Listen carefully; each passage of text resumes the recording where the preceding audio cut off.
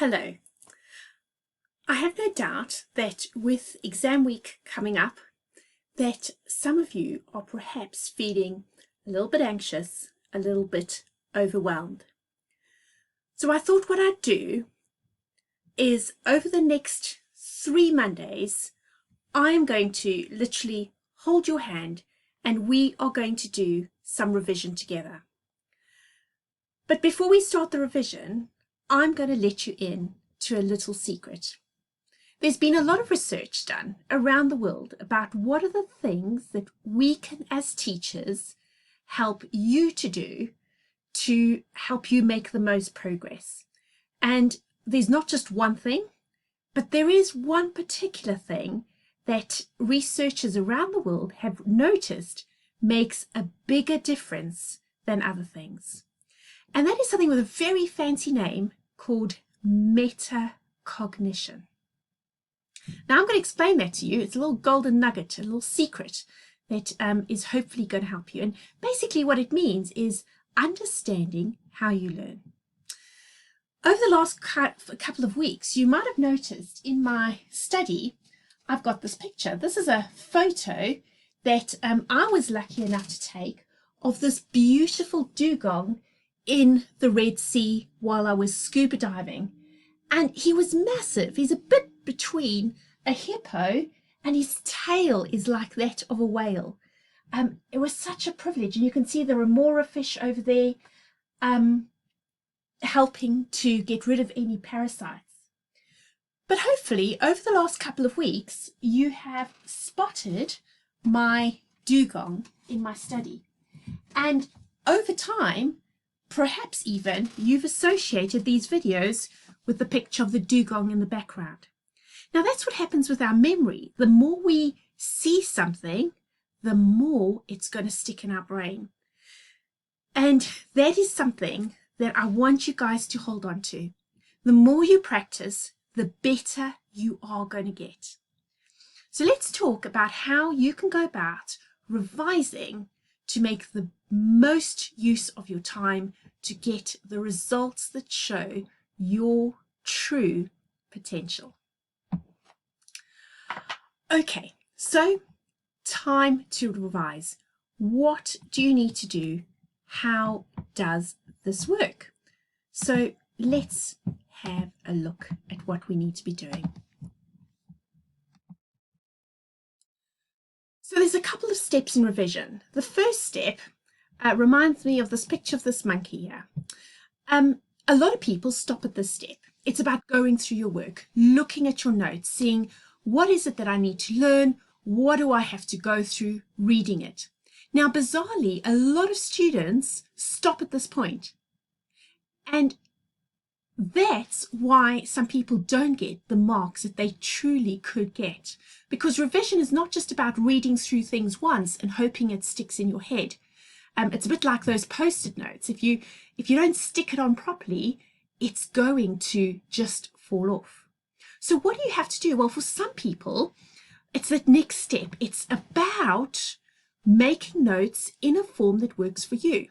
And if you make sure that you have a good set of notes after each topic as you go along, or maybe now's a good time for you to realize I need to make all the notes I can from the work that I've done so far in year 9 and year 10, it will mean that next year when you do your revision and you do your exams, that you've already got your notes in place. So that takes a lot of the stress out of the way. Now your notes could be in so many different forms. Our star of the week this week has done some revision by using a chalk pen and on their lovely big window or on a mirror, drawing notes, because just like this dugong, the more you see it, the more you look at it, the more likely it is to start going into your long-term memory. How you do your notes, you need to figure out how it works best for you. That's what metacognition is all about. It's about understanding how do you learn best, and how you learn for one subject may be different for another subject, and how you learn might be different from your friend. But the biggest thing you can do at this point in time is to figure out, sometimes by trial and error, what works best to help you achieve the results that you want. So you might use mind maps, you might draw on your window, you might have post-it notes all over your room, you might do revision cards, you might have those revision cards on a program called Quizlet. You may just have a set of questions for every page on your study guide to test that what you have read has gone in your head. So making those notes is really, really important. But that's not going to give you your top grade. Just like just reading through your notes, unless you've got a photographic memory, it's not really going to make a difference. The next step is vital. It's all about testing yourself. Take that mind map, cover it up. Can I recall it? Take the knowledge organizer. Can I remember the 5 points from the right-hand corner of the knowledge organizer? Can I remember what I've drawn on my window? What are the bits that I've missed out? That's the bit I need to go through again. 10 minutes later, can I remember it? That's about the more you practice, the better you get. And the more time you leave for your revision, the more that's going to help. And that's why your revision now is going to build credit for you when it comes to revising in year 11. So, testing yourself. And then the final point, and this is really where students go from being a level 7 to a level 9, past paper questions.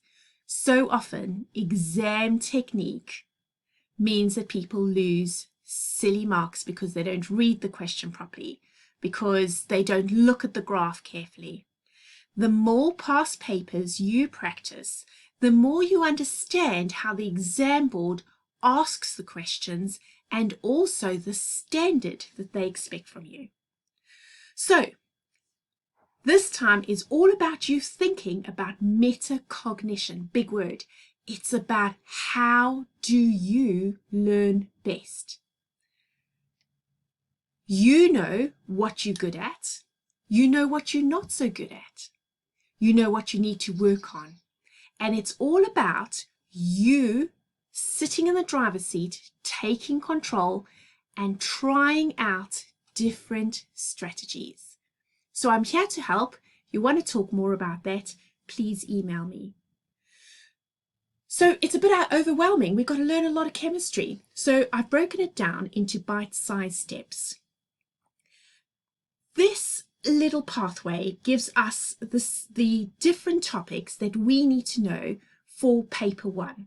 So we start off with states of matter, mixtures, the structure of the atom, the periodic table and how that's related to atomic number and atomic mass.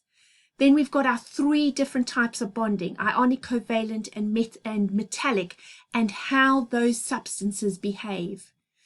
We look at acids and alkalis. We look at calculations involving masses. Now, calculations involving masses, that's where we started at the beginning of year 10 this year. We then looked at electrolysis, and then we went on to extracting metals and dynamic equilibrium and reversible reactions. And then we have 3 triple award topics for paper 1, so probably those in set 1 and 2 who are going to do the triple science. You also study transition metals, alloys and corrosion, quantitative analysis, and fertilizers and the Haber process and chemical cells and fuels in a lot of detail. Notice that I've put a yellow cloud for those topics that are only in the triple award, and I've put a purple star for those topics which we call key concepts. They can be tested in both paper 1 and paper 2 because they really are the building blocks for chemistry.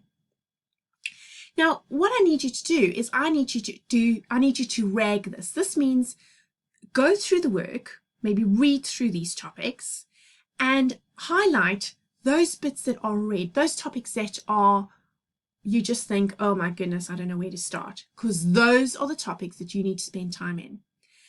A, rag, R-A, A for amber, they're okay, but there's still a couple of bits that you need to get into your head. And then the G, the green topics, the topics that you think, yes, I hope there's lots of questions about that because I know it. It doesn't help spending a lot of time on those topics. If you want to get your marks high, you need to kind of evaluate your work and go, what are the topics I need to turn from a red into a green? So hopefully this will help you. And then paper 2 is this lot. Now the good thing is there's only 3 of these topics which we've done recently in lockdown that will be in the exam paper. So the periodic table, the rates of reaction, and last week we just finished this topic on exo and endothermic and making and breaking bonds.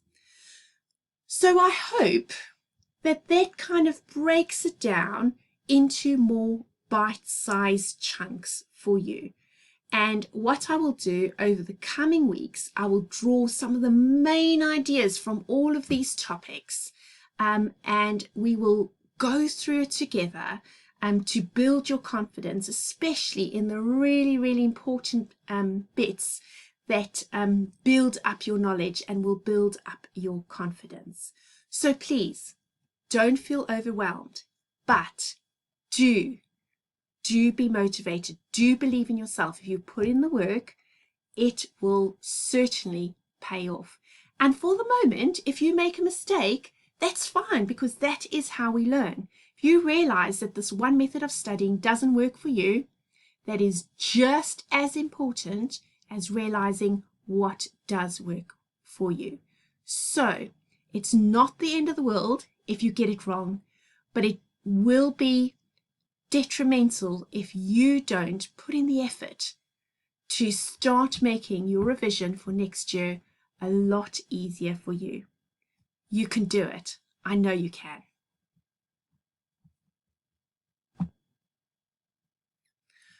So this roadmap through paper 1 and paper 2 will be attached as a PowerPoint on Show My Homework for you to use.